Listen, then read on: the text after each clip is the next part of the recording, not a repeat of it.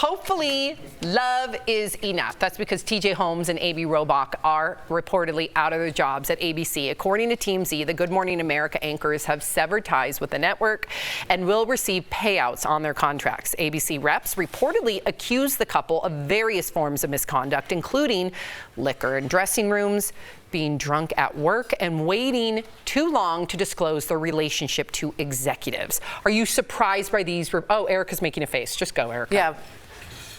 I'm sorry, y'all. Love just ain't enough. It's really not. It's really not. There's a reason why 50% of marriages end up in divorce, and a lot of those things have to do with finances and career. And y'all just blew up all of that in one fell swoop. Ooh. What were y'all thinking? This story gives me anxiety. Yes. I am so upset. I am so upset. Do you know how many relationships of mine have either ended or never even began because I was like, oh, you gonna mess me up. You gonna mess up my whole everything I have ever worked for, and loving you is not worth it. Oh, this is a song. Straight up, straight up. I mean, let's take all the like romance and the rom-com out of it, okay? These people have children, likely alimony to pay. They have all of these other things, and now you don't have this career that you have worked. You are at the pinnacle. Everybody who starts in this field generally wants either something like that or that success. And to me, it felt like it was so taboo. It's almost like you know that you shouldn't, so you can't help but do it. And it just got carried away. It felt super sloppy because they could have had it all. They really could have. After this Matt Lauer thing, like, it would be one thing if we were having this conversation before the Matt Lauer and all of the Charlie Rose and all those things and the morning show on Apple TV Plus, which you should check out because it's very, very good. Then we'd be having a different conversation. But y'all knew better. And you could have had it all, and this is what happened?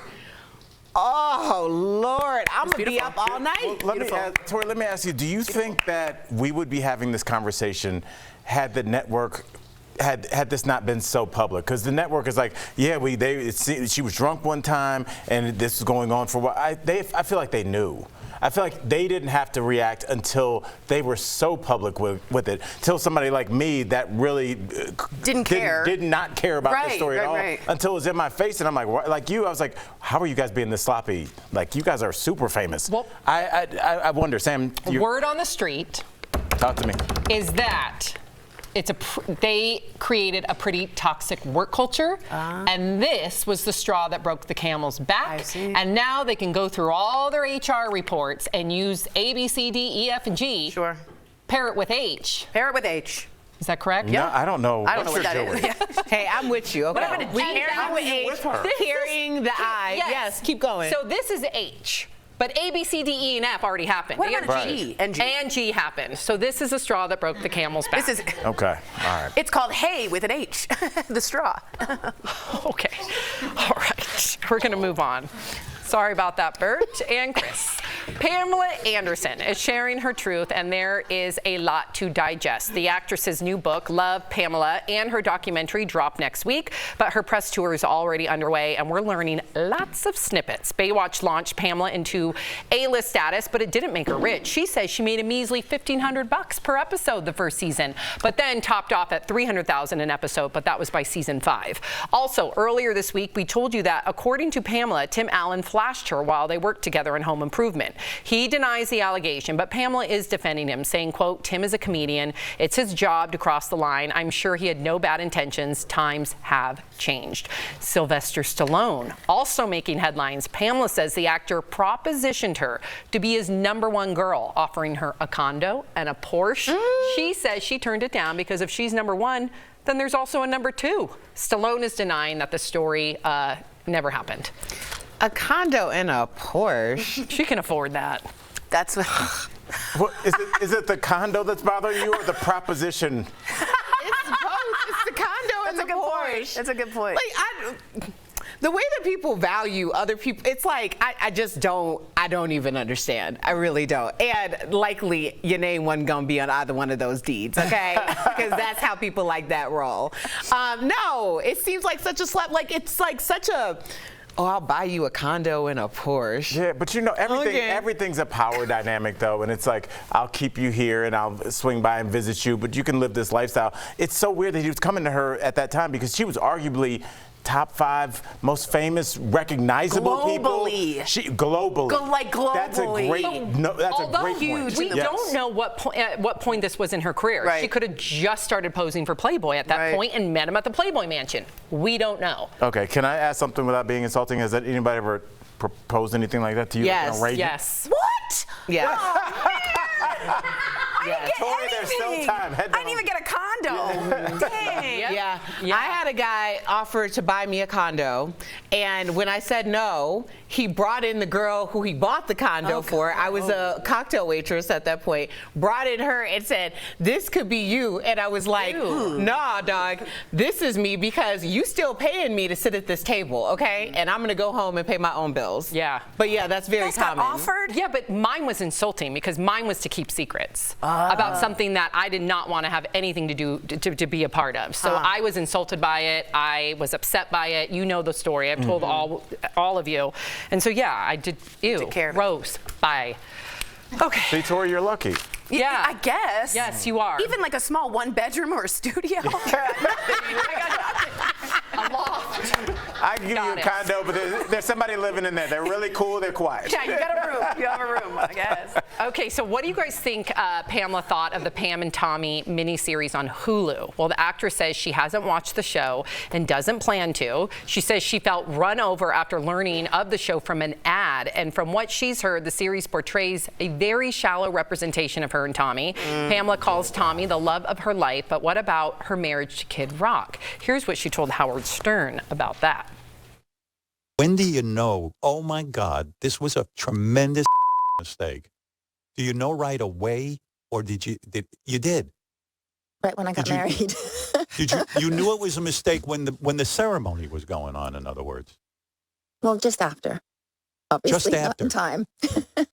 Wow. So former Bridgerton actor, that's a different story. Okay. No, let's blow through that. Yeah, no, I have something to say about this. I watched the Pam and Tommy series, not documentary, and I found it actually very pro Pam. I know that she wrote a letter, Lily James wrote a letter handwritten being like, I just want to talk to you, and she ignored it. But they showed her trying to be an actress, much smarter than people saw her for, how violated she was with that video. So I don't agree with that take. However, I'm not Pam Anderson, and that's not my story to tell. But I just want to say, like, I didn't agree with, the series to me was actually quite sympathetic to Pam, I thought. I didn't think so. Really? I thought it boiled her down to just a dumb blonde. And even though she kept trying to get all those roles on Broadway and the starter screenplay, and I don't know. Well, I thought there's more to her. It didn't touch on any of her philanthropy. Her activism. She's dedicated her entire life to animals, going to Capitol Hill how many times? More times than we can count. Yeah. Getting bills passed, legislation passed. But do people care about that? I'm not trying to be a jerk. But if you're going to do a story, do the viewers at home do the whole care story. Maybe not, but if you're going to do a story, don't just paint her one way. She's multifaceted. I get that, and that's a question I actually wanted to ask you, because I'm genuinely curious. We always say, well, who can tell the story? Because if the person in question tells their own autobiographical story, you go, well, yeah, of course they're going to make it look like, yeah, Erica told the story. She's going to look good in it.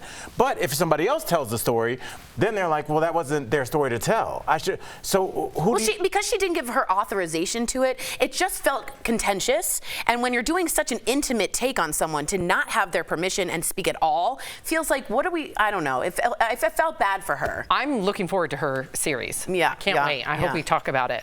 Okay, so former Bridgerton actor Regé-Jean Page is the most handsome man in the world. That's according to Science. A cosmetic surgeon found that his face scored over 93.65% in terms of the golden ratio, which measures the symmetry of a person's face. Apparently, his gorgeous brown eyes and his perfectly shaped lips also helped to score. A close second, Chris Hemsworth. Then Michael B. Jordan is in third. And in fourth, Harry Styles. And in fifth, Al Jackson. Out the top 5. You look so creepy in that shot. I really Hello. do. I look like I do like loss prevention management. No, it's giving employee of the week. There Yeah, we go. yeah, Yeah, right, I'm parking yeah. in the front this week. Back up, player. Albert? Yes. Is that why you were in the booth back there inserting your picture? Yeah, I'm letting these people know. Yeah, letting the world, I'm putting the world on notice. You're very handsome, Albert. You know, as I looked at the world's most handsome man, as a guy, that's the person Can we that see him again? Let's look. Like this is the guy, like when you're at a like you'll be at an event that like Erica's throwing and this dude or somebody this dude adjacent's there and you introduce your girl and you're like, I know you like him. It's a weird thing and you're like, it's unsaid and she wouldn't even deny it. I mean, just like when you say breathtaking, when you see that, all those images, you're like, just a little bit. Yeah, he's And you. Thank you. Every day we walk in, I'm like, don't look directly at Mr. Jackson. Okay? It's tough to look at. I want to make it to the point where I just hire Erica to just tell that to people. Don't look directly at Mr. Jackson. Turn your chair. Yeah.